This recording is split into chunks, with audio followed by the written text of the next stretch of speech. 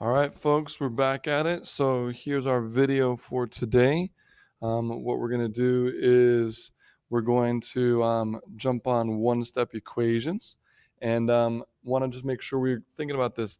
We're going to do a lot of opposites today. Want to make sure we know what the opposite of all of our operations are, because to undo something, you do the opposite. So if you see a particular operation, like if you see addition, you're going to do the opposite of that to get rid of it. So the opposite of addition, we should know this, is subtraction, right? So you're going to subtract. In the same way then, the opposite of subtraction is addition. So you're going to add. Remember, opposites undo each other. One step forward undoes one step backward. One step backward undoes one step forward. So subtraction there. Opposite of multiplication. Think about that for a second. Tell a neighbor, what is the opposite of multiplication? Opposite of multiplication is to divide. You're going to divide. So opposite of multiplication is division, and obviously vice versa. Opposite of division is multiplication. So you're going to multiply. All right, really important as we're doing one-step equations that we're able to do that. So we know our opposites. So let's take a look. We're jumping straight into a word problem here. And I know that's challenging for some of us, but we're going to make this happen. So here's what we're going to do. We're going to read the whole question. We're going to ask what it's asking, and then we're going to identify some important information. So you buy a magazine for $5 and 4 erasers. So you've got one magazine for $5, 4 erasers. Do we know how much the erasers are? We don't. You spent a total of $25. How much did each eraser cost? So first things first, here's our question. How much did each eraser cost? The reason why it's so important to start out by looking at what the question is because the question is your variable. So X is going to answer that question. How much did each eraser cost? So that's what X stands for. X stands for the cost of an eraser. Okay? So we really want to make sure that we follow this carefully and we're doing this really well. So that's the X represents that. So now let's go back and highlight some important information. We've got a magazine, just one of those for $5, 4 erasers, and my total amount of money was $25 spent. So press pause real quick and see if you can create an equation. See if you could actually create an equation that would represent that. All right, so let's see. If you created that equation, what you should have come up with was we had 4 erasers, so 4 of them times the cost of each one. Well, the cost of each one is X, so that's 4X. Then we also bought something else. What else did we buy? We bought one $5 magazine, so that's plus 5. You don't have to do 5X because there's only one of those. Equals our total amount of money spent, $25. There's our equation. And we can now solve this equation by doing the opposites that we just talked about. So what we see right now is we see plus 5. We're going to attack this plus 5 first. So we see plus 5. We talked about the opposite. The opposite of addition is subtraction. So what we're going to do is we're going to do the opposite of plus 5. And that is, let me fix that up real quick. The opposite of adding 5 is subtracting 5. So we are going to subtract 5 right here. Now, here's the thing. There is an invisible line going through every equal sign. And if you do something to one side of that equation, one side of that equal sign, all right, you have to do it to the other side as well. Okay? So since we subtracted 5 on the left, we now have to also subtract 5 on the right. So let's see what that ends up doing for us. If we do that, the 5's here, plus 5 minus 5 cancels out. So we're left with, I'll bring it over here, 4x. Right here, if we subtract 25 minus 5 is 20. So we have 4x equals 20.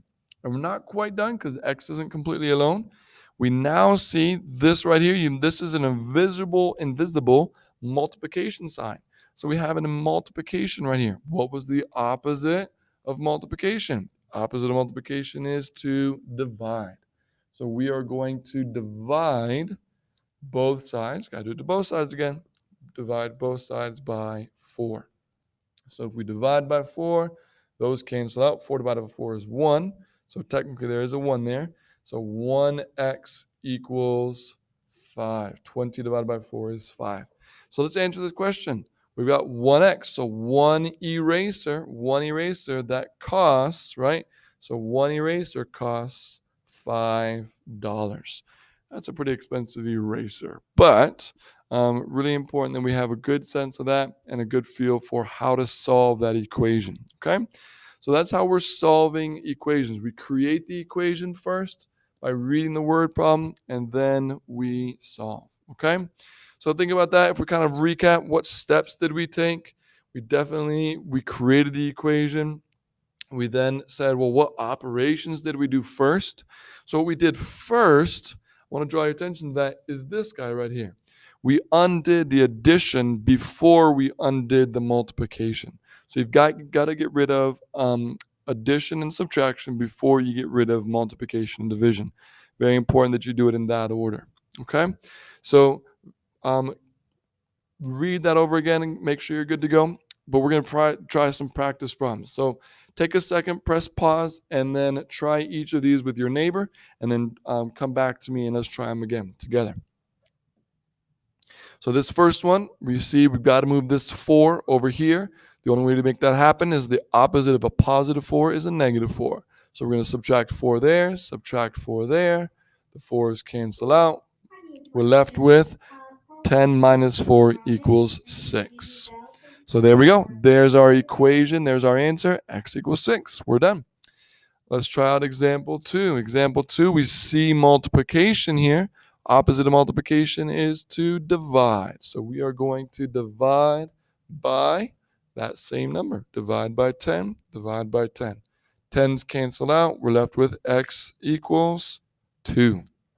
All right. Now we're about to get terrified because we see a fraction. You do not need to be scared of fractions. So what I want you to write off to the side here is that a fraction, all right, a fraction is the same thing as division, okay? A fraction is the same thing as division. So if the fraction is really just division, what this is really saying is that you're actually just dividing by the number on the bottom. That's all you're really doing there. You're dividing by the number on the bottom. Well, what's the opposite of dividing by 2? The opposite of dividing by 2 is multiplying by 2. So we multiply by 2 right there.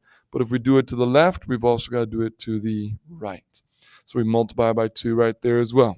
So what happens is the whole point in doing this is that these 2's cancel each other out. So we're left with 1x equals 2 times 12 gives us 24.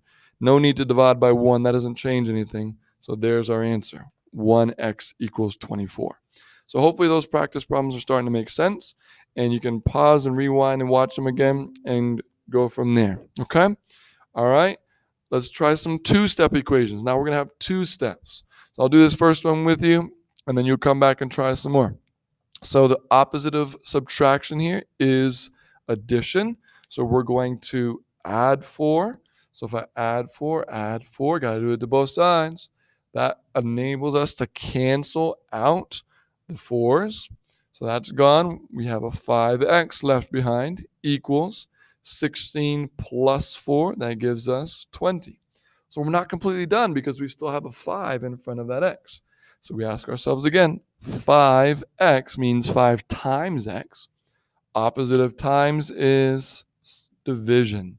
So we divide by 5. Divide by 5.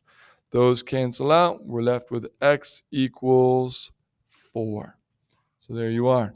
X equals 4 is our answer for number 1. Number 2 is a pretty challenging problem. We're going to take it one step at a time. First thing we're going to do is get rid of this 7. We want to get rid of addition and subtraction first. So always get rid of addition and subtraction first.